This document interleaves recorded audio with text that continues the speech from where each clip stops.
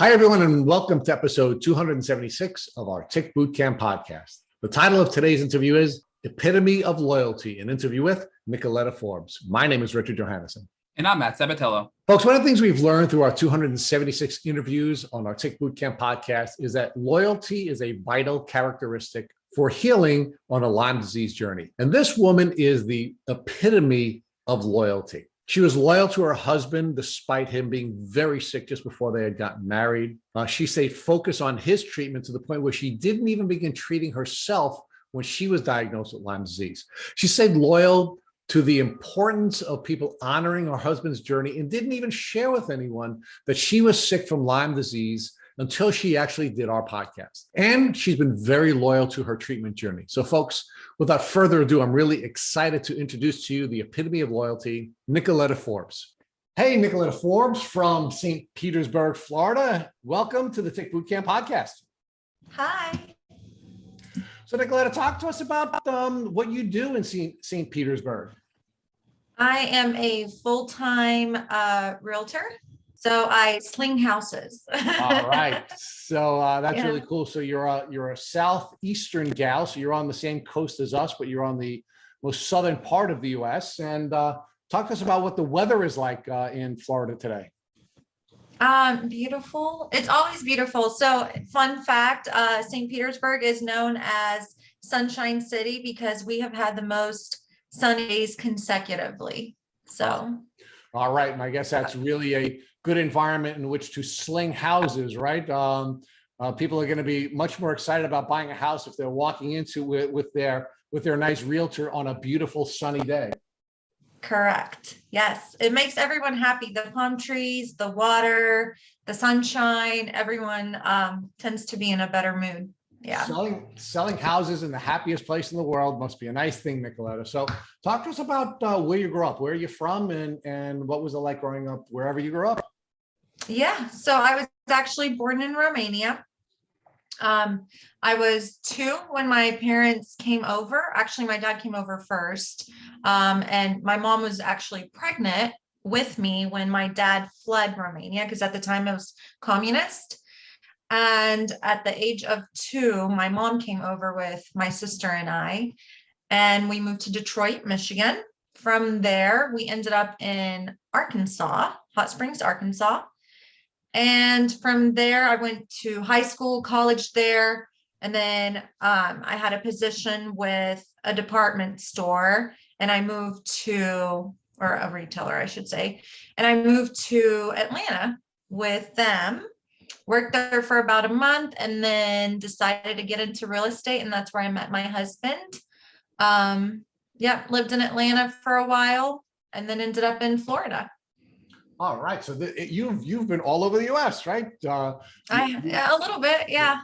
You're a Michigan gal, an Arkansas gal, a Georgia gal. So you're a peach as well. And then finally to the most southeastern corner of the U.S. and Florida. So talk to us about what your childhood was like relative to the outdoors. Were your experiences in either Detroit, which I guess is an inner city, but in Arkansas or Atlanta, were any of those experiences outdoorsy experiences? They were. So in Arkansas, we did a lot of like 4-wheeler riding. We went out to the lake. Hot Springs has a few lakes. And so we did a lot out and during the summer out on the water.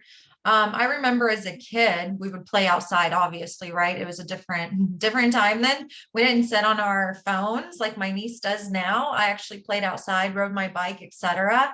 But I remember there would be days we would come in and my mom would say, okay, strip down, let's check and see if you have any ticks on you, right?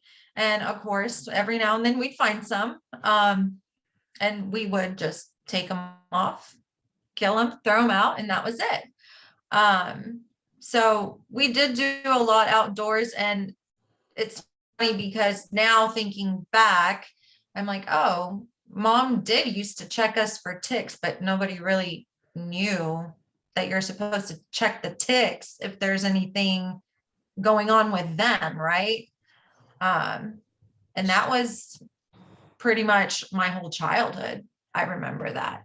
So it's interesting that your mom was tick aware, right? This immigrant from Romania was Yeah. aware of these threats that ticks could pose to her children, and she would regularly, after you were outside, have you take your clothes off so that she could check you to make sure that you didn't have ticks biting you. So where do you think she gained this knowledge about ticks and the potential threat that they could cause to her children?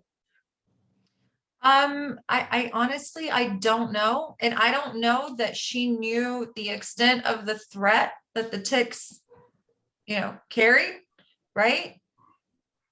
I don't know. I don't know where she got it from. I mean, obviously she grew up in Romania and probably there they did the same thing because they lived out, on farms, right? So it was probably very common there as well. And oddly enough, I'll fill you guys in on when I did my bioenergy test, the strand that they found for me. Yeah. Okay, well, let's leave that little teaser out there for our community, and let's talk a little bit more about your experiences with ticks here in the U.S. So, when your mom was checking you, do you recall ever having found, or if she ever found an attached tick on you? So yes, I have had attached ticks, never had a bullseye rash or anything like that to bring concern, right? It was just part of the thing. Oh, you have a tick, let's take it off, kill it, get rid of it, right? And that was it. Now, when you say you never had a bullseye rash or a rash that would cause you to have concern, Right. did you have enough information to lead you to believe that you should be looking for a rash? Did your mom say that she was looking for a rash, or you just, based on your recollection, you just don't recall that to be the case? I don't recall it to be the case. I didn't know, right? I didn't know anything about Lyme until literally like 2016. And 2016 is when you first started having your symptoms, or that's when you finally got your diagnosis? No, that's when I started having symptoms. I actually had EBV was what took me down in 2016. And that was the year that my husband got diagnosed with Lyme disease. Okay, so let's unpack that a little bit. Yeah. What were your symptoms that led you to ultimately seek treatment for the Epstein-Barr virus? It was summer. I had no energy, none. I mean, I'm talking getting out of the bed and taking a shower was a chore, right? None of my clothes fit. I gained weight because I had no energy. So I thought I needed to eat more to have energy. And of course, wasn't eating healthy, what we're supposed to be eating, right? I was fatigued, very fatigued. I felt like I was just living in a cloud almost. It was just, I was watching the world go by me and I wasn't a part of it. Okay. So now, when was the last time you recall having been bitten by a tick prior to the development of these symptoms, these fatigue and these sort of disassociation symptoms that were developing in 2016?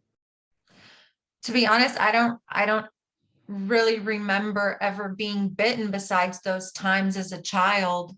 My mom pulled ticks off of us because we played outside. Sorry. So there wasn't any time that I could remember, I'm going to say from like high school on, of ever being actually bitten by a tick. So where were you in your life in 2016? Where were you living, and what were you doing professionally, and what was your husband doing professionally at that time? So I lived in Atlanta. I was actually doing real estate. My husband was doing real estate as well. We both worked together. And that was a blessing at the time, because the days that I felt terrible, which that summer was literally almost every day, he was able to take over. And the days that he felt bad, I could take over for him. And we had an assistant that did a lot behind the scenes that just, I mean, it was a lifesaver for us. And with doing real estate, we did have flexibility. We could kind of work around, I don't feel good right now. Just give me a minute to get myself together, and we could go on with the day. So between you and your husband tag teaming and your assistant supporting you, how you needed your assistant to support you, you folks were able to get through this professionally. So let's talk a little bit about your husband's diagnosis. You said he was diagnosed with Lyme disease at that time. Yeah. What was going on? Talk to us about that diagnosis. All right. So I met my husband in 2014. And when we met, he kept saying, oh, I have really bad allergies, etc. And I was like, yeah, I understand because my allergies are pretty bad too. And when I talk to people about my allergies, they don't understand how bad they are. So when he was telling me that like he gets fatigued, right? Or he gets really tired and these bad headaches. And I was like, yeah, that happens to me too. I completely understand. And so we understood each other on that level, right? And then 2016, well, I let me go back. He was seeing an ear, nose, and throat doctor for his allergies, right? And they were doing everything like the drops, whatever, everything that you can do for allergies. They were doing it and he wasn't getting better. He was getting worse, progressively worse, right? So 2016, I was like, listen, there's something wrong. By this point, you should be seeing an improvement with your allergies, but you're continuing to get worse. I think it's time we get a second opinion, right? And he said, yeah, you might be right. Let me see. I'll see, whatever. And somehow, I don't know how, he connected with a naturopath in Roswell, Georgia, right? And he did a bioenergy test. In 2016, if you asked me about bioenergy testing, I would have been like, I was. When he came home and told me that he was going to get a bioenergy test at this place, I was like, what is that? And he's like, you hold these two prongs and they read your energy, etc.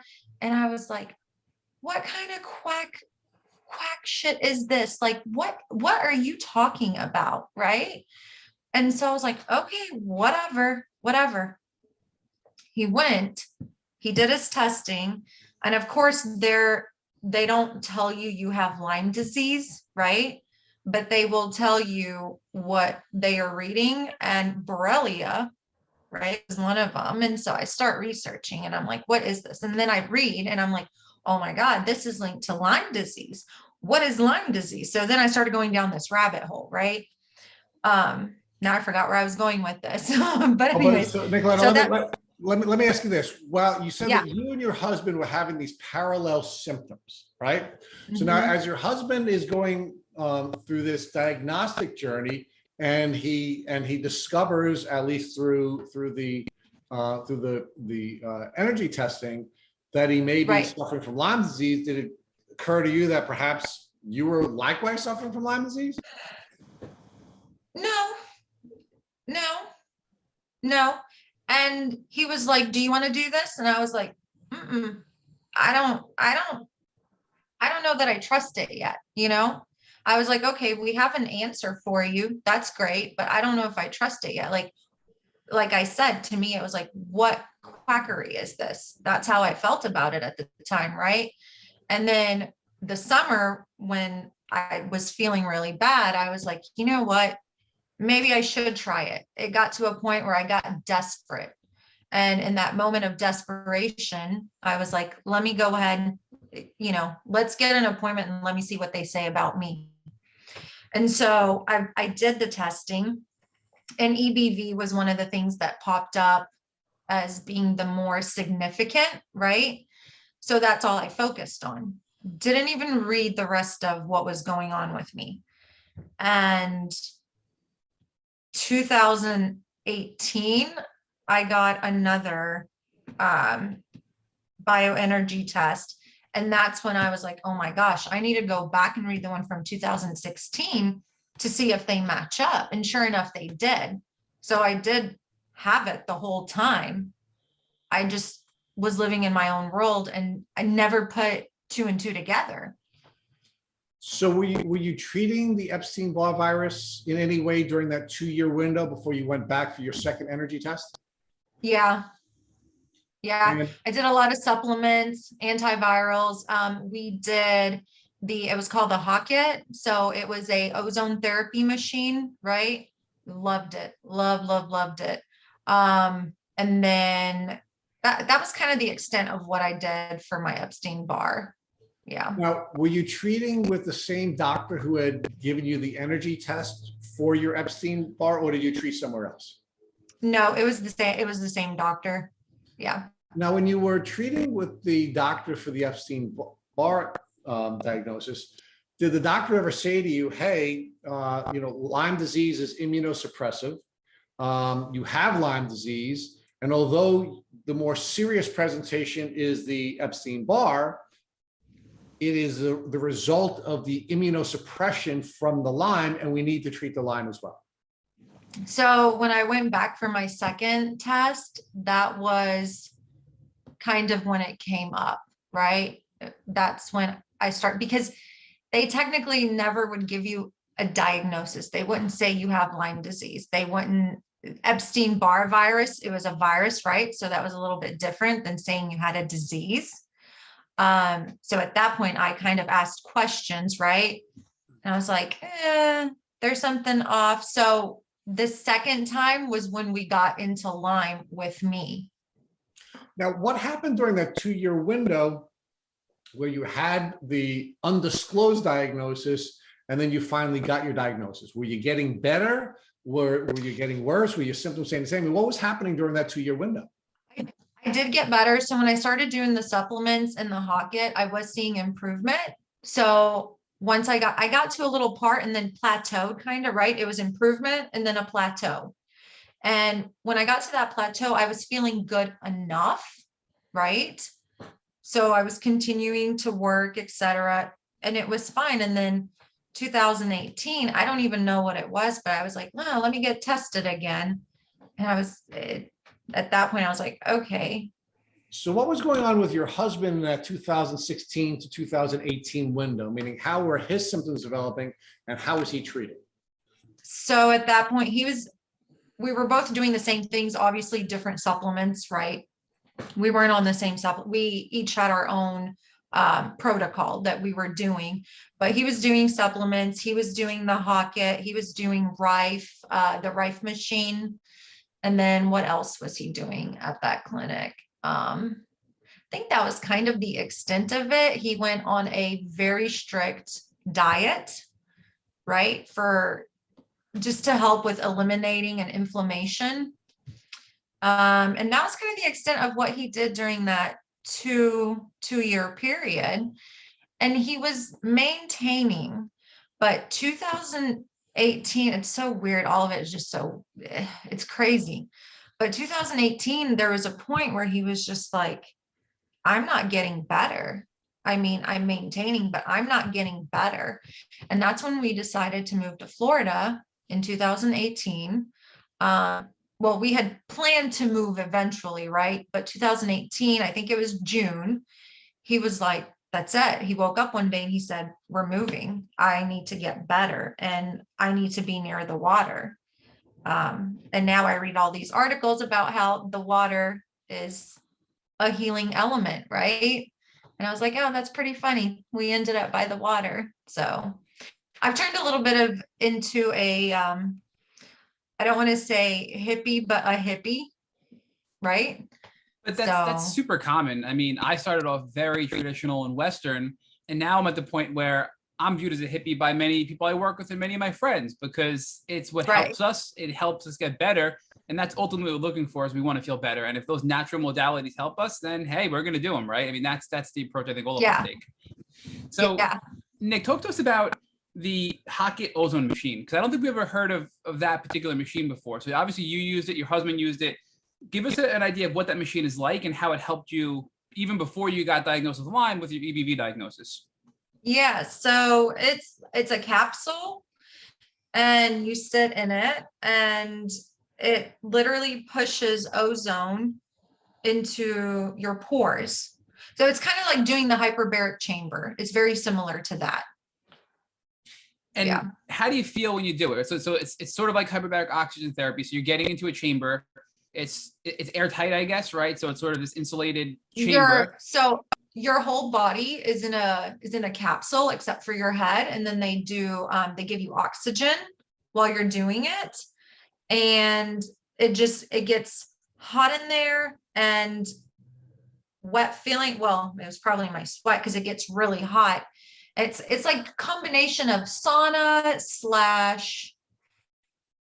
/ what else could I put with it? So I don't know, but they're raising the temperature. So they're increasing the temperature. They're giving you oxygen, like oxygen, like in the nose, like you would see somebody in the hospital, like that kind of oxygen. Yeah, oxygen in the nose, and then they're pumping. I want to say, and I may be wrong, but I want to say CO3, right, in the actual capsule. So it's going into your pores, and it's supposed to help with a lot of things, just because it gets that. You're getting ozone. You're getting a sauna essentially, right? And you're getting the oxygen. Detoxing. You're detoxing, and oxygenating your blood is really important as well when you're trying to detox and heal and kill pathogens. So you're getting really the trio combo there, it sounds like. Yeah, it was fantastic. It was a little pricey, obviously, right? And at that point, we had dropped our insurance because they weren't paying for any of the things that we were doing. So that's a whole level of complexity right there. But it was worth every penny. I mean, both of us did it weekly. We had to. Nick, were you or your husband heat intolerant? When I was really sick, I became extremely heat intolerant where I would just get a major symptom flare with heat. Did you or your husband ever experience that? I did. I still do, actually. I can't do, and it's weird because we live in Florida and it's hot, right? I was just thinking that, like, you're in Florida. I would die in Florida. Yeah, no, it's not. It's different. It's like if I walk into a room and someone has the heat on in there, I instantly I start sweating. I'm not going to say angry, but it makes me very irritable just the minute I hit heat, right? And so wait, people turn the heat on in Florida? That's necessary in that hot climate? They may not turn the heat on, but they don't turn the air on as low as it should be. So yeah. But I'm glad you're describing that because it's something that I found very hard to communicate, especially when I was cognitively impaired and I was trying to communicate to my friends and family what I was feeling like. And I think you just explained it really well. It makes you irritable. It kind of activates symptoms. Can you give us a little more detail? Because I wish I had those words that you just described when I was really sick. It may help people that are listening that are heat intolerant, explain it to their loved ones that are around them, in a better way. So can you give us a little more detail about how you felt with that heat intolerance? So I don't know. I'm not going through menopause yet, so I don't know that hot flashes feel like this, but I would imagine it is what hot flashes would feel like, right? It's just if you walk into somewhere where it's hot, it's just like instant irritated. My feet swell, my hands start to swell, I start sweating profusely. And then like I feel my core temperature just getting hot, right? At the core. When people say you're chilled to the bone, well, it's the exact extreme opposite. Like I feel my core just heating. So that's probably the best way I can describe that. I wish I knew you, Nick, when I was sick, because I could have explained that to my family who kept saying to me, what do you feel like? What is going on with you right now? And you just explained that better than I could have ever explained it. So thank you for that. Now, I want to go back to this. Am I saying it right? Is it a Hocket? Can you spell it for our listeners that may want to? Hocket. So it's HOCATT. Okay. Now, and you had to obviously go to your practitioner's office to get this treatment, correct? We did. I don't know that you necessarily have to go to a practitioner to get it, because I know there's a lot of like wellness spas that do the hyperbaric chambers, right? And the reason I asked the whole heat intolerance question, now bringing you back to the Hocket, is I've always wanted to do an infrared sauna. I'm really not as heat intolerant. I mean, I still am a little bit, but not nearly as much as I was, but I was always turned off to a sauna because of that heat intolerance. So you were having those symptoms, you were flaring, emotionally, physically from heat, but yet you still did this treatment. What was that? Did it flare your symptoms even more being in the Hocket because of your heat intolerance? It didn't. And even now I do the sauna. I'll do a sauna and sweat, even with still having these heat intolerances, like I'll still do the sauna, but I think it's also a mental thing, right? When I walk into a sauna, I know that I'm going to get hot. I'm mentally prepared for that heat. When I just walk into a random place and get hit with heat and I haven't mentally prepared for it, I think that does make a big difference. I know when I go to a sauna, I'm going to sweat. So I am dressed appropriately to sweat. I have my water with me where I can drink water if I get hot. And I know that that is the purpose. I know it's going to last 20, 30 minutes and then I'm out, go home, take a shower, right? So I do think the mental part has a lot to do with being able to tolerate it versus not. And I think knowing your threshold, Nick, right? Like what is something that is an acceptable level of discomfort versus what is something that's going to set you back and give you a week worth of hell because you push too hard. And I think you're reading your body to learn those levels, right? Right. Exactly. And I know that when I go to the sauna or when I was doing the Hocket, I knew that when I got out, I would feel 100 times better. So for me, dealing with that 20, 30 minutes of heat was worth it for the reward afterwards. And while you were in it, it really wasn't that bad. Because like people like myself, I'm asking for myself and others, maybe we should just suck it up and try it. Maybe low heat, short duration, just to see how we react to those types of things. Yeah, and they can do that. And it wasn't as bad because here's the thing, your head was out. Your head is out of the capsule, right? So and in fact, I actually had a fan that blew on my face while my body was in the capsule. So Nick, let's talk about the financial impact, because you did mention that you dropped insurance because nothing was covered anyway. So why pay for insurance? And obviously you're spending a ton of money on you and your husband. And now as you're getting sicker, I'm imagining you're not able to be as productive at work. What kind of financial impact was this having over the 2-year window from the time you were 30 to 32 before you got your diagnosis, when you were trying to address your EBV and unknown Lyme at the time and also treat your husband's Lyme disease?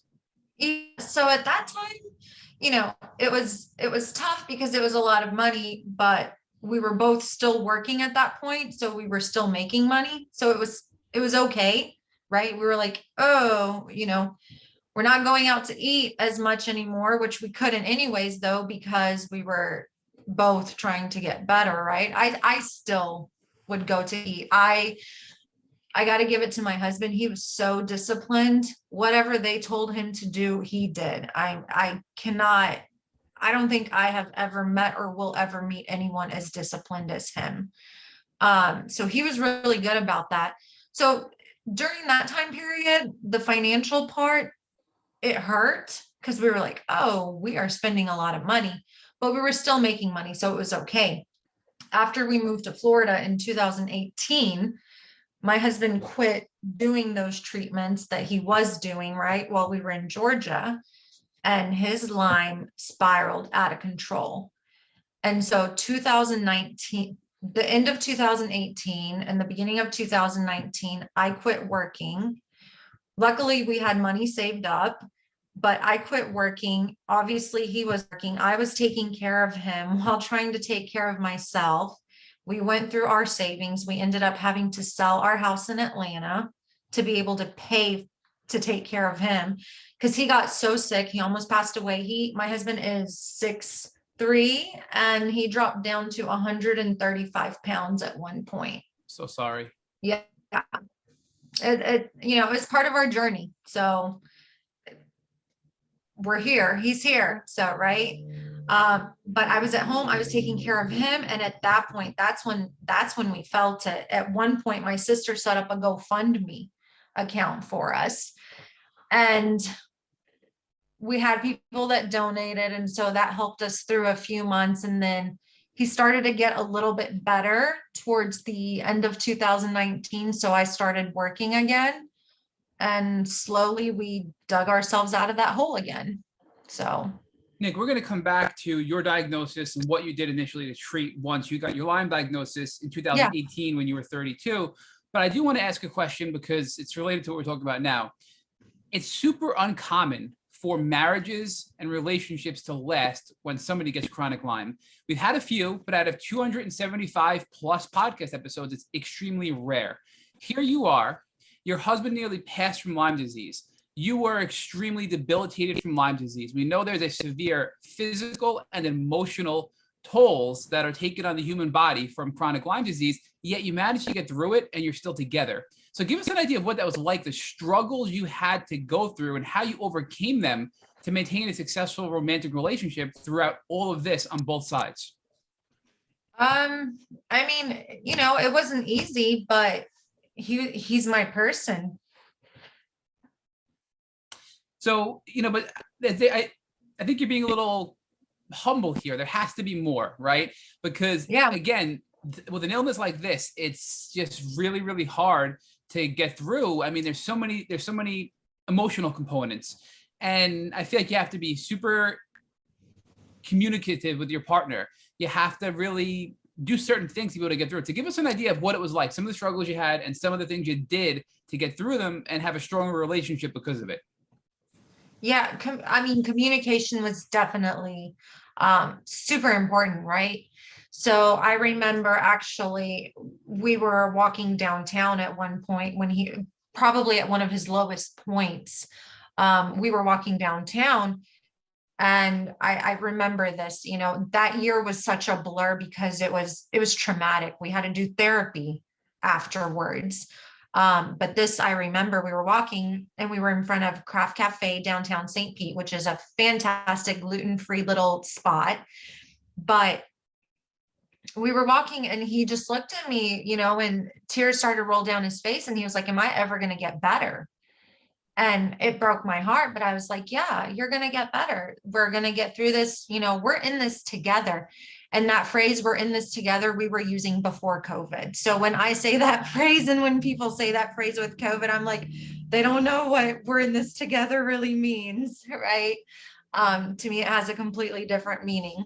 So anyway, so I was like, we're going to get through it. You know, we're in this together. And that we actually got married that year, 2019. In fact, we thought about postponing our wedding, but it was a destination wedding for everyone coming. And we're like, we can't do it. We had chairs set up if he couldn't make it through the wedding for him to sit down. If you look at our wedding video, people that know him know that he was sick because of the way he physically looked. But if you just look at the video, you probably wouldn't know that he was sick, right? But anyways, communication was definitely one of them. And every time I saw that he was down, it was like, I had to remind him that we're going to get through it. There is light at the end of the tunnel. It was a team effort. We have a thing, we're Team Forbes, right? We always get through it and get to the end. And honestly, it all came down to just faith, having hope. But I think what's so, and I'm so sorry that you both have had to go through this, but what I think is so beautiful is that despite going through this horrible journey, this horrible illness, you got married when you were just getting over the worst of your health journey, right? I mean, that shows how strong your relationship is, that you still got married despite being so sick and all the hurdles that were thrown at both of you in your health journeys. Yeah. So actually, when we got married, we were in the midst of his lowest point. And at the wedding, one of our friends is the one who married us. He made a joke. He's like, well, in sickness and in health, and we see how that's working out, right? So, yeah, I mean, you can't give up on people, you know, then they end up giving up on themselves. Nick, let's circle back now to your diagnosis. Well, even before that, I know I'm kind of bouncing around chronologically, and I apologize. There's so many good parts of your story here. So from 30 to 32 with the EBV, the Hockett worked. What else were you doing? You mentioned supplements. Was there anything else that helped you feel better? Because you said that you were feeling better before your Lyme diagnosis because of your EBV treatment, right? And to Richard's point, EBV is an opportunistic virus. If you had mono, you have EBV in your body and your immune system manages it. But if there are other factors going on, it can cause you to be very sick, like Lyme disease and EBV, right? So I'm sure a lot of things you were doing were also probably helping or addressing Lyme, but you didn't even know it. So what else were you doing besides the Hockett and supplements? And what supplements were you taking? Do you recall the specific types of supplements or herbs and things you were doing? Oh, I could get you a list. God, there were so many of them. I don't even know what all I was on. I was on a lot of homeopathics, right? So I did do a lot of those. and then just different supplements. At one point, and I don't know where this fit in, but I do remember at one point I was on DIM, which is something that they use in conjunction with chemotherapy for breast cancer patients. So like my hormones were all out of whack too. I mean, I was just. What's DIM? DIM? Am I saying that right? So yeah. It's a chemotherapy drug? Mm-hmm. No, they use it in conjunction. From what I understand, I can be completely wrong. But from what I understand, they use it in conjunction with to help. So I don't know how or why I ended up on that, but I do remember that one because I was like, oh, this is different. But I don't know. I took just supplements, homeopaths. I did try to eat healthier, especially when my husband was doing it, just to be supportive of him. I started doing it, and in turn, that did help me feel better, right? So I did just quickly Google DIM and chemotherapy, and it looks like DIM is actually an inhibitor of cancer cells, but it's also been shown to enhance activity of enzymes in your liver to strengthen your liver. And we know your liver is important to detox. We know your liver is important in flushing out toxins as you're killing toxins, right? So it makes sense why this would help you as well. And, it also talks about these enzymes that are a byproduct of getting DIM are really important for healthy estrogen metabolism to reduce the risk of cancer as well. And we just had a previous guest tell us how women in particular, and even men sometimes, have an overproduction of estrogen, which actually is really harmful for your health as well and can be a horrible combination with Lyme disease. So it makes sense in reading this why DIM would have helped you while on your EBV journey before your Lyme diagnosis, right? Yeah. So there we go. When did you feel good when you? So I always like to ask, how did you feel when you took these things, right? So we talked about the Hockey, the supplements. You were on a whole bunch of homeopathic tinctures, and now we're talking about DIM. So when is DIM? Is it a pill? Is it an injection?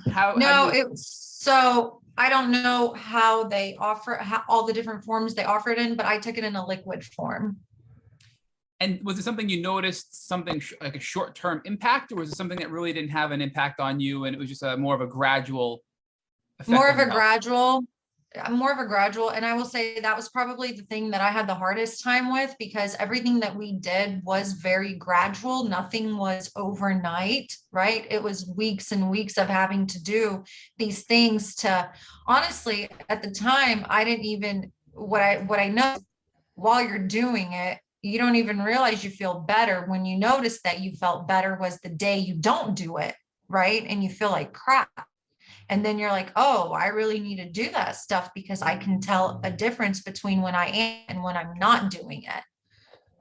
Oh, Nick, what is that analogy? And Rich is gonna laugh at me, but what is it? When you boil a frog, he doesn't know it. What am I trying to say here? It's like that effect, right? Rich, if you know, jump in. I'm making a fool of myself here.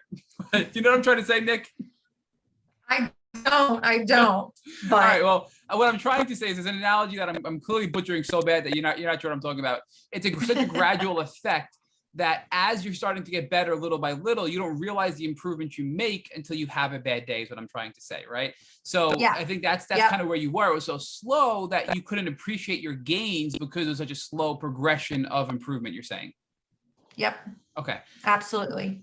So, and I know Rich talked to you about this, but if you were feeling better, why did you go back and get another bioenergy test for, 2 years later when you get your Lyme diagnosis, if you're feeling better? I feel like there's something there that we didn't explore deep enough yet. Because I was feeling better, but I still didn't feel like I was at my full potential of best, right? So you knew that there was still something else going on. That there was still better. That something was still off. Yeah. So you were listening, we call it body signals. We like that term here at Tick Bootcamp. So your body was giving you signals that you were feeling better, but there was still something else that had to be addressed. So you went back, got the scan, and you realized Lyme was in the picture, and you really had to address that. Yep. Okay. Yeah, and go ahead. Oh no, please, you go. No, I was gonna say, and after I got that, so like I knew it was Lyme, but at that point, my husband was getting so bad. I put my Lyme on the back burner, not really addressing it. I'm going to say, honestly, until last year. So you got diagnosed in 2018, but didn't really do anything to address it because your husband was so sick, right? And context wise, I like to zoom out and think about this chronologically again. where in 2018, you get diagnosed very shortly after you moved to Florida. And now you're focusing on your health because he's in crisis and you're not addressing your own Lyme at this point, correct? Yeah. So at that point, I was doing the things that I knew, right? But not anything going above that. It was just, I was maintaining at that point. And in the realm of the things that you knew, is there anything else you were doing to help your health that we didn't already discuss beyond the supplements, things like that? You know, diet, lifestyle, sleep, even little things that are tips and tricks that can help people have a little bit better quality of life while they're treating. No, that was about it. Yeah. I couldn't even do yoga at that point anymore because my wrist hurt so bad. I couldn't hold a downward dog. Right. So even some of the things that they're like, oh, you have Lyme, go do yoga. And I'm like, no, I can't do yoga because I can't hold any of the positions. Everything I do, it hurts. So just sauna, I did a lot of massages. Oddly enough, those help, and like lymph massages are fantastic, but eating healthy supplements and just kind of just the stuff that I knew, that was it. That was all that I did.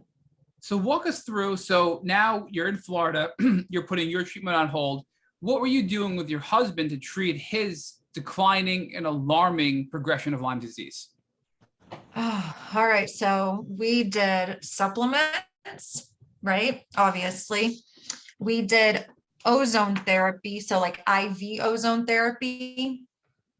We did glutathione. We did SOT. That was one of the therapies that we did. And do not ask me to pronounce it because the only word that's the only word out of SOT that I know. You may have to Google it. Nicoleta, I can't even say your name. That's why I'm calling you Nick. For everybody listening, I call you Nicoleta, and it's not proper. That's why I'm calling you Nick on this podcast. So I'm going to try to, I will not try to butcher the SOT, but can you explain to us, because SOT has been a topic that we've been hearing a lot about, and it's sort of, I think a promising area that may be able to help some people that have tried a lot of different things. So can you give us a general idea of what it is and how it either did or didn't help your husband? Yeah. So, SOT, it was a clinic here in Florida that actually did it, but you go in, of course you have to have, I'm going to say this because I know there's a lot of people that are probably listening that are like, oh, it was just a bioenergy test. How do you even know that you actually have Lyme? My husband did go in and get a blood work that was through IGeneX, right? Because this clinic requires either DNA connections, IGeneX, blood test before they'll do SOT. But anyway, so what you do, you go in, they actually take, I don't know if it's a couple or just one, but they take your blood and they send it off to Greece. And then there they create almost like antibodies, and then they send it back and they put it back in you. So how I understand it, Nick, is that SOT is basically the analysis of your blood to see what pathogens exist. Then they send it overseas to create sort of the killer of that, right? Yeah. And then they build this killer, or sort of like this killer drug that's going to kill the bad stuff in you. They ship it back to the States. They inject that into you. And what it does is it shuts down the pathogen. It kills the pathogen. Correct. Is that what happens at a high level? Yeah. I know I'm probably, speaking super high, but I know this is really sciencey. It is. And I probably am not even explaining it correctly, to be honest, but from what I understand that, Lyme the bacteria has a life cycle, and if it can't replicate, then eventually it should die off, right? That's the basis behind it, right? So SOT was kind of what got us over the hump. That was that pivotal moment in his treatment that just took him over the edge in the right direction. And at this point, we were actually working, well, we still do. He's our doctor now, but we worked with a doctor out of technically Forest City, so San Francisco area, out of California.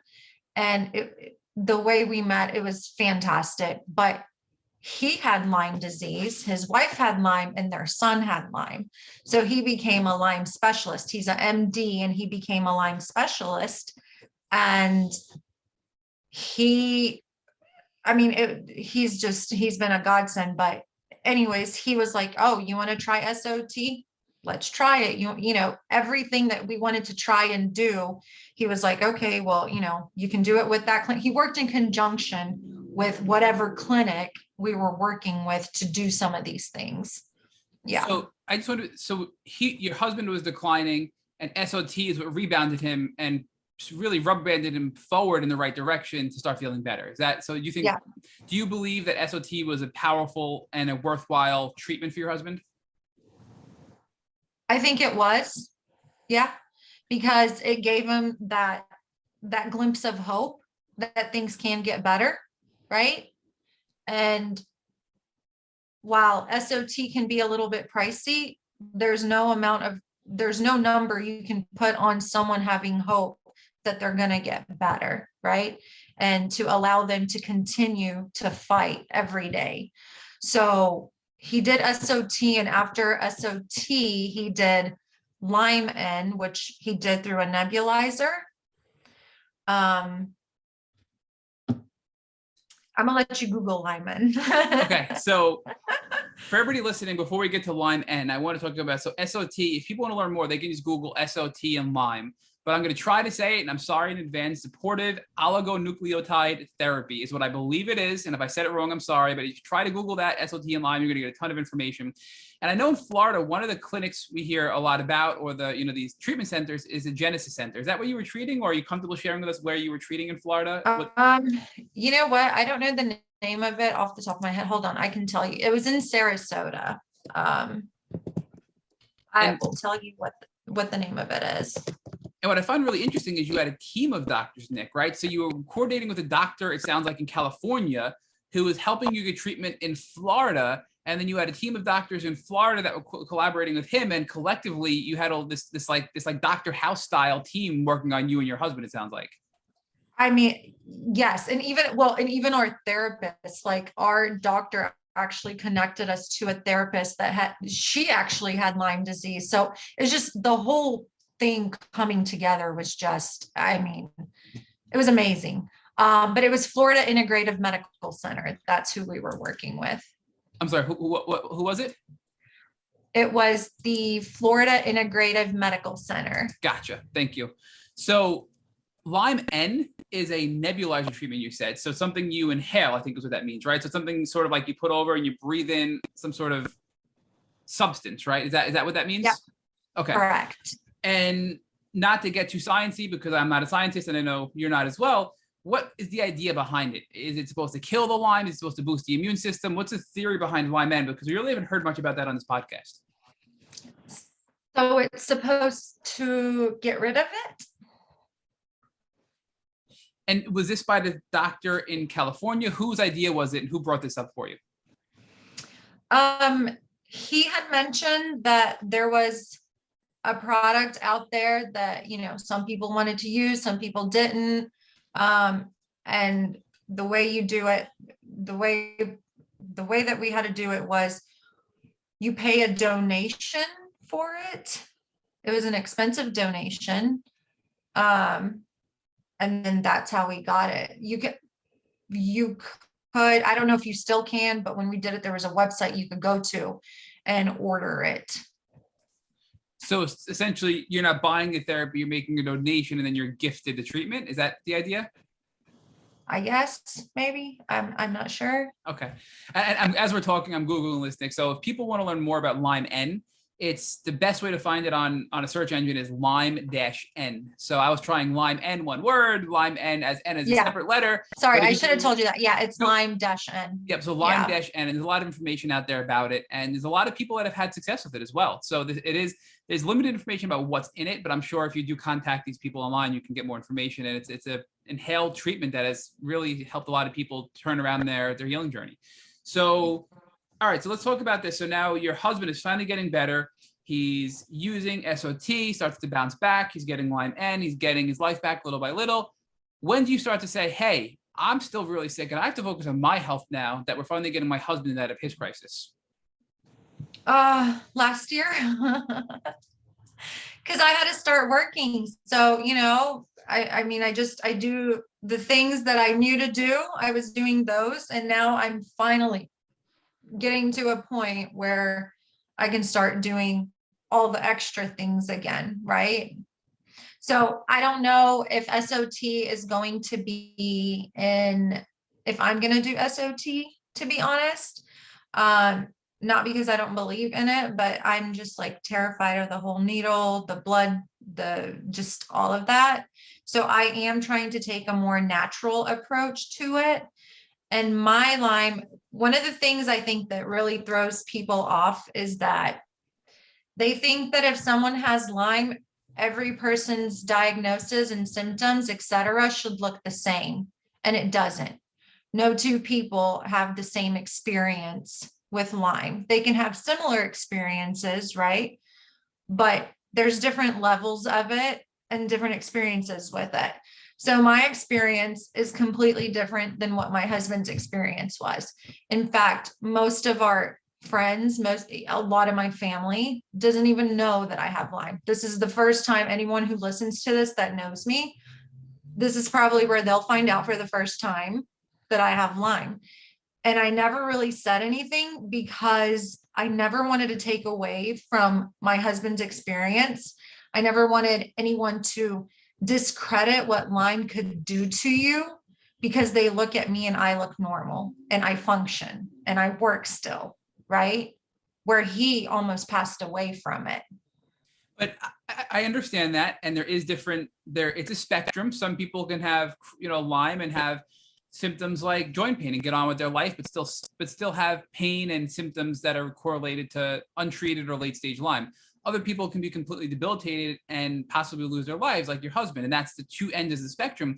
But just because you're functioning and you quote unquote look normal, and I'm going to mention Katie DePaola again. We talked about her last night. We did an Instagram live with Dr. Casey Kelly, and she wrote a book all about, people thinking that you look good, so you must feel good, right? This whole invisible illness concept. Well, just because Nick looks good and she's putting on a good act to be there to support her husband doesn't mean that she feels good, right? So I'm sure you felt like crap on the inside. I'm sure you were suffering on the inside, right?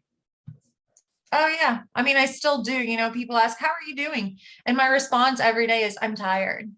And of course, when I say I'm tired, they probably get oh, well, you need to sleep more, you need to sleep better. And I'm like, no, we're not talking about the same type of tired. I am exhausted, like inside of me, I'm exhausted. I am exhausted mentally, sometimes physically, but I feel like I've been in fight or flight since literally 2018 for sure, right? Especially with my husband. But since 2016, ever since I had that summer of EBV, I just feel like it's been fight or flight ever since. That's the type of tired that I am. I'm tired.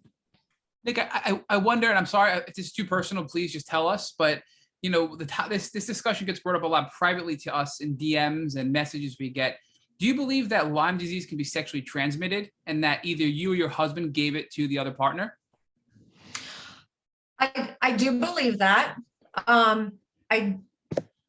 So whenever I did my bioenergy test on that test, it had the breakout of the different strands, right? And so I had a couple of strands that are known to only be found in Eastern Europe, which would make sense. That would mean that my mom probably passed it to me at some point, or I got bit as a child. I got infected as a baby, right? Being born in Romania, Eastern Europe. But then my husband and I did have a strand that was the same. So did I get it from him? I don't know. I can't say that I did. I can't say that I didn't. Do I believe it can be sexually transmitted? Absolutely, because that's what Lyme specialists think, right? And for so long, Lyme specialists have been telling everyone that you can pass it mother to child.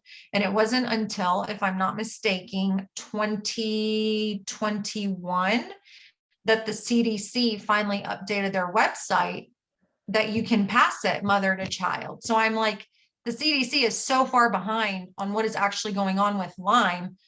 At this point, I'm going to trust a Lyme specialist over information that's not already out there on the CDC website, right? Nick, I wonder, so it's even more interesting that you have multiple strains of Lyme disease. You have a Lyme bacteria from Eastern Europe, and you have another one that is the same strain as your husband, right? So do you think you were possibly infected at multiple points in your life, possibly congenital Lyme from your mom? Maybe your mom gave you Lyme, at birth. Maybe you were bit as a child and got infected again with different strains. And then maybe you pass that on to your husband, or your husband passed the strain on to you. Do you think that's a possibility, and that over time you were getting sicker and sicker and sicker because you were possibly getting reinfected with various strains of Lyme and maybe other co-infections? Absolutely. Were you ever diagnosed with anything besides Lyme, either through, blood work, energy testing, et cetera? Bartonella, Babesia, Rocky Mountain spotted fever, and then MCAs, so mast cell activation syndrome. And I can tell that when I keep my inflammation down, the rest of me feels a lot better. Inflammation is for sure something I think that needs to be addressed. And are you doing anything today that helps with inflammation that you can give as a recommendation, even if it's just stretching, yoga, trying to move your body? It can be something super simple, or it can be a supplement you're taking. Anything you can share with our listeners that helps you with inflammation, because that's a really common problem. Yeah, cryotherapy. I love cryotherapy, right? I mean, for me, I walk in there and I walk out of that machine, the little enclosure. I walk out of there and I feel like I just drank 2 cups of coffee. I mean, it instantly boosts my energy, my clarity. That's probably my favorite thing to do is cryotherapy. So we got 2 extremes here. You're going into, I know, right? You're going into this like sauna hocket thing with ozone and heat and oxygen, and you're sweating your ass off. And then you're going and you're freezing your ass off in cryotherapy, right? So, I mean, compare and contrast for us, right? What are the therapeutic benefits you feel from the heat versus the cold? The heat makes me sweat. So I feel like with the heat, I'm getting rid of toxins, where with the cold, it just helps the inflammation in my body. Nick, walk us through what it's like to get cryotherapy, because it just sounds scary, right? I feel like when I hear the word cryotherapy, I'm like, are you going and getting like freezing your body? Are you going into a freezer and sitting in a freezer in a chair? Like what is it like, to go in and get a cryotherapy session? Yeah, so taking a cold shower and doing cryotherapy feels different. Like they're both cold, right? I do the cold showers too. And my husband's like, I don't know how you do it. I can't do it, but I've gotten to a point where I've learned the biggest thing is relax your body while you're doing it, and just try to like stay in that relaxed mental state, and it helps. But cryotherapy is not a wet cold. It's a dry cold, right? Just like you have summers and then you have Arizona, which is dry heat, right? So it's the opposite on the cold side. But you go there's different types of machines. Some of them you're from the neck up, you're exposed, you're out. And then there's some where you can be fully enclosed in a capsule and it's super cold, but you put gloves on, you put little booties on, socks, and then you can put earmuffs on. And I recommend doing that. And what I do is I put my hands over my nose so that when I breathe in, my nostrils don't have little icicles, right? But you go in and you can do it for 30 seconds, a minute, 2 minutes. You can build up to it. They can do it a little bit colder. They can leave. So I do one that's fully enclosed, and I leave a little slot open, and they play music in there, and I relax and I get really, really cold. And then before you know it, time's up and you walk out, and that's it. How long do you do it for? It's really not that scary. How long do you do it for, Nick? I started with a minute and I've gotten up to 2 minutes.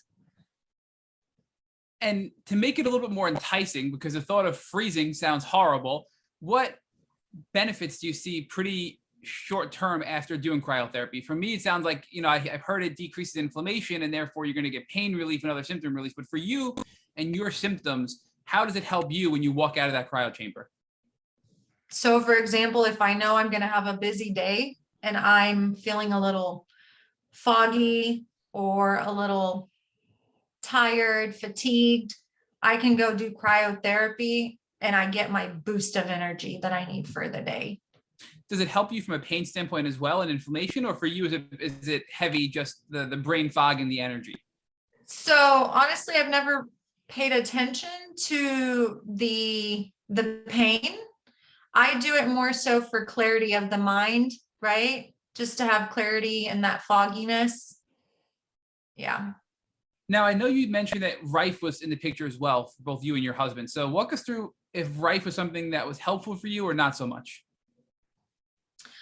I don't know if Rife really helped or not. I don't know, because it wasn't one of those, like with the Hocket, I felt like I could feel with the Hocket that it was helping because I was going in there and I was sweating.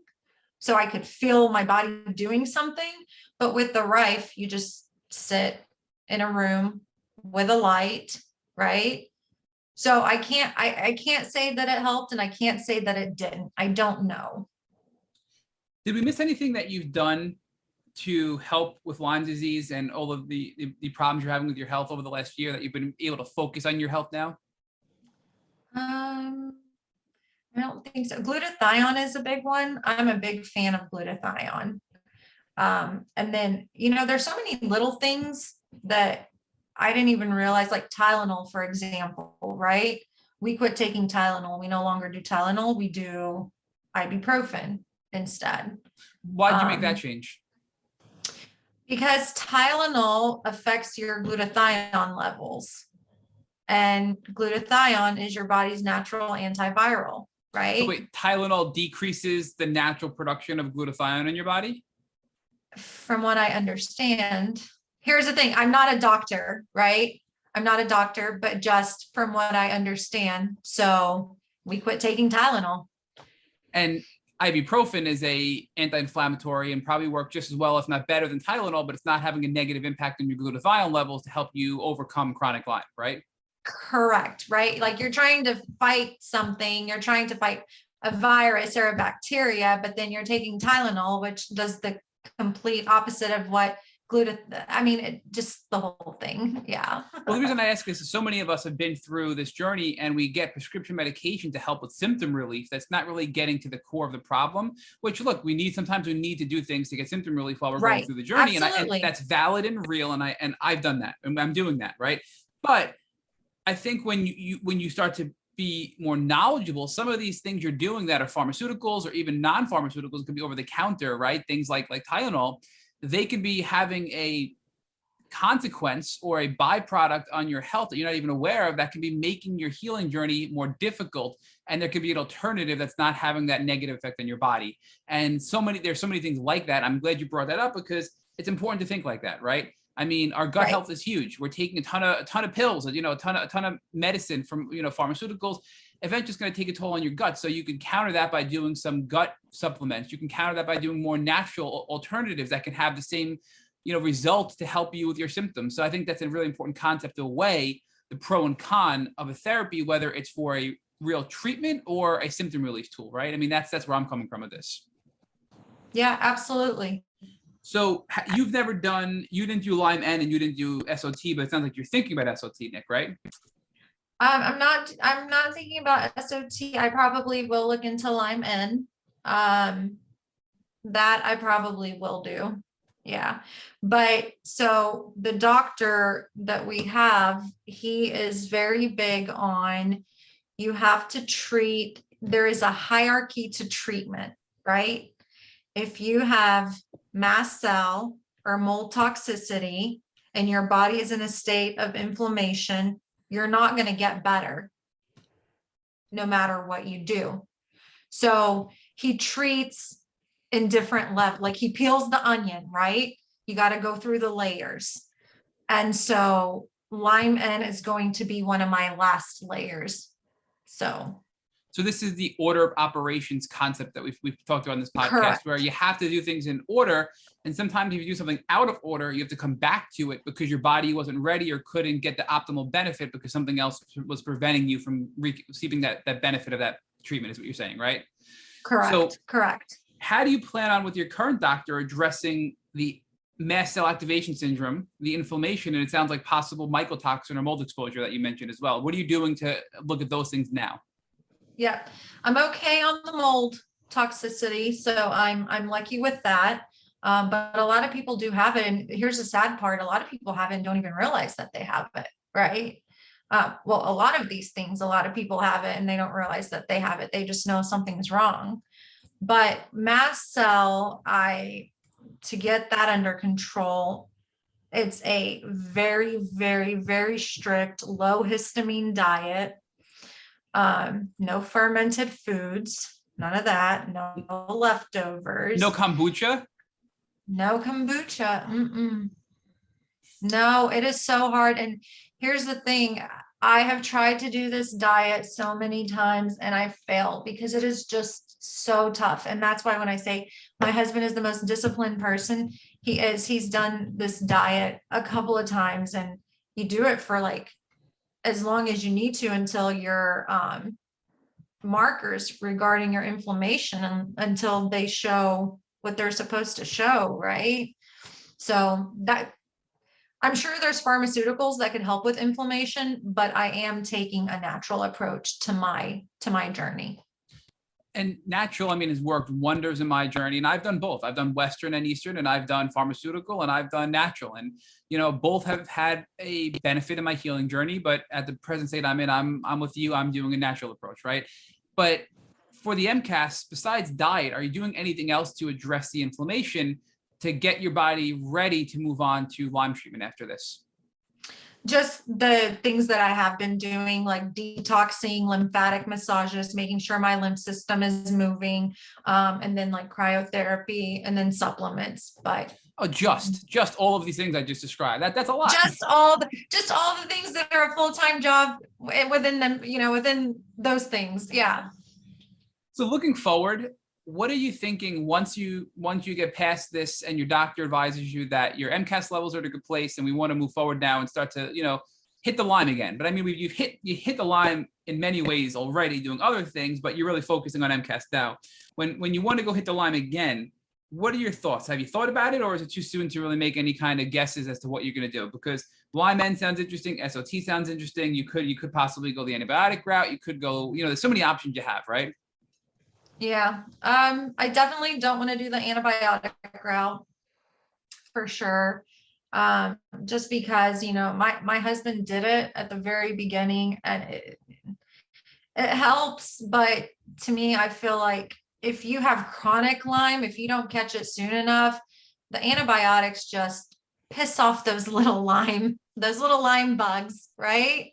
And then they create this biofilm and they just keep multiplying and it doesn't really help the way it's supposed to as when you first get diagnosed and go on antibiotics. I think for chronic Lyme patients, it's different. I don't know. So I'm not going to do the antibiotic route for sure. SOT, if I get desperate, I'll go that route, but I think Lyme is the route that I'm going to go in conjunction, with what I'm doing. And honestly, it's not even, I'm going to say when you have Lyme or you have any of these, right? Like Bartonella, Babesia, any of these things, I think it comes down to part of the journey is that what I've learned is that it's a lifestyle change, right? It's not just about treating it, you're going to be better. And then you can go back to doing all the crap you were doing before. It's literally a lifestyle change. You have to change your diet. You have to change the way you treat your body, how you sleep, even your mental health, right? Knowing like who you can have, who sucks the energy out of you and who doesn't, right? And cutting those people off and keeping the other ones in. It's very complex. It's not just, oh, you're sick, you're going to take a pill and you're going to be better. But Nick, let's take I know you have a similar view I do with this, right? A lot of people listening are thinking, man, I don't want to change my life. I want to go back to the way I was before. But, you know, Rich likes to say this a lot. The person you were before resulted in the tick bite or the events that got you to be sick, right? And for me, this was a hard pill to swallow, you know, obviously metaphorically speaking here, but making lifestyle changes helped me feel better from a mental health standpoint, from a physical standpoint. And now that I'm starting to make changes little by little, I'm like, heck, once I'm in remission, I don't want to ever stop these changes. I feel great, right? So it's not like, oh man, I got to do all these things and that stinks and that's just horrible. Well, you're going to feel so much better from these lifestyle changes, right? So talk to us about that. I mean, just how much better you feel getting a good night's sleep, how much better you feel not eating inflammatory foods and high sugar and all these crappy foods that make you feel like crap, even if you're healthy, right? Yeah, absolutely. I mean, I can tell, you know, my birthday was on Tuesday. Oh, happy birthday. Thank you. So of course I had cake, lots of cake. My mother-in-law makes the world's best chocolate cake. And when I eat certain amounts of sugar, I can tell the next day I can feel it, you know? So while I love the sugar, I'm finally getting to that point where I'm like, I know how this is going to make me feel, and how it's going to make me feel tomorrow is not worth having it today.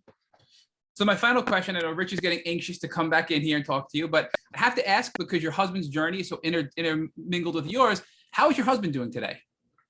He is doing a lot better, right? He still has some days where he's like, ooh, I don't feel that great today. But he had a very, very tough journey. So we feel blessed that he's even here with us, right? But he's doing a lot better for sure, getting out on the water. Now, I will say, and I don't know, Rich may talk about this, but one of the things being a Lyme patient or having a chronic illness is that your friends don't, if they're not dealing with the same thing, they don't necessarily understand what you're going through, right? So it definitely affects that social aspect of your life. And with him, that's what we're working on now, is finding those people that have that flexibility of like, hey, I feel great today. You want to go do something, or understanding that, hey, I know we had plans, but it's not happening today. So Nicoleta, talk to us about the transformational nature of this experience. You talked to Matt a little bit about how, you've learned to socially detox. You've learned how to physically detox. You've learned how to be really sensitive about protecting your health and obviously protecting your husband's health. Talk to us about how else this has been transformational for you, and why have you now felt called to sort of leave the quiet life you were leading before and now become public about your journey and joining, a podcast like ours to share your experiences? Yeah, because I think, well, one, we've made it with him. He's here with us. He's doing better. Thank God. So that's good. And a lot of our friends and family did see what he went through. So now that he's doing better, I can take care of myself. And I also feel like I need to share it so that way when I tell people that I'm tired today, they understand to something. Unless they're going through it, no one will truly ever understand. But at least now when I say I'm tired, it's not just I didn't sleep well. It's I'm dealing with something, and I need a moment of grace, right? But as far as the transformation part of it, it's really made me step back. I'm definitely more humble than I've ever been, right? Going from being able to afford these things that a lot of Lyme patients don't get to. We were very blessed, right? And then in 2019, when my husband got really sick and we had to sell our house to be able to pay for these things to keep him alive, that was a very humbling experience, right? So it's also one of those things where you learn that, life is short, life is precious. It can be taken at any moment. It is a lifestyle change. I don't know. It's been a lesson. The whole journey has just been a big life lesson. And it's a lesson that's allowed you to have a great deal of gratitude for things you took for granted, to have a great deal absolutely. a great deal of appreciation for the people in your life and the experiences that you've had. And it's allowed you to, of course, value your health in a way that allows you to, on some level, be selfish and not allow people who are emotionally toxic or socially toxic or, or any other type of toxin to enter into your system, and to be brave enough to make sure that you have to take care of yourself. Absolutely. Absolutely. For sure. So talk to us about one last thing. The question we ask everyone at the end of the Tick Bootcamp podcast, if God forbid, and I'm going to use your mother-in-law, the woman who makes the world's best chocolate cake. Let's say she came into your room right after this podcast, after making you a chocolate birthday cake, and she had a tick biting her on her arm. What would you recommend that she do so she wouldn't have to go on the very challenging journey that both you and your husband have had to endure? Definitely send it in, have it tested, right? See what that tick was carrying. But even while doing that, making sure, luckily with us being through this journey, I would know which doctor to send her to, right? And get her on antibiotics ASAP, because doing them right when it happens is the difference between becoming, I feel like, becoming a chronic Lyme patient or being able to get through it, right? So that's what I would say. Have a Lyme literate doctor, have them get you started on antibiotics, and just start that immediately, like literally day after. Nicoleta Forbes, thank you so much for sharing your beautiful story with the Tick Bootcamp community. Yeah, absolutely. Thank you guys for having me. Thank you for listening to our Tick Bootcamp interview with our guest, Nicoleta Forbes. To our listeners, we have a call to action. First, if you'd like to learn more about Nicoleta Forbes, please visit our Instagram page at forbes.nick. Second, if you enjoyed this episode of our Tick Bootcamp podcast, please share with your friends by using the social media buttons you have at the bottom of our post. Third, Tick Bootcamp has created a Tick by Blueprint. It has been inspired by the information that has been shared with us by past guests on this podcast. We urge you to visit our website at tickbootcamp.com to view our blueprint. Please note we would appreciate any input or any improvements you would like to share with us. Fourth, don't forget to subscribe to this podcast on Apple Podcasts, Google Podcasts, or Spotify to get your automatic episode updates of our Tick Bootcamp podcast. And finally, we thank you, our community, for your comments on our past podcast episodes. Please take a minute to leave us an honest review on Apple Podcasts, on Instagram, or on our website. We make it a point to read every single one of the reviews we get. Thank you, as always, for listening.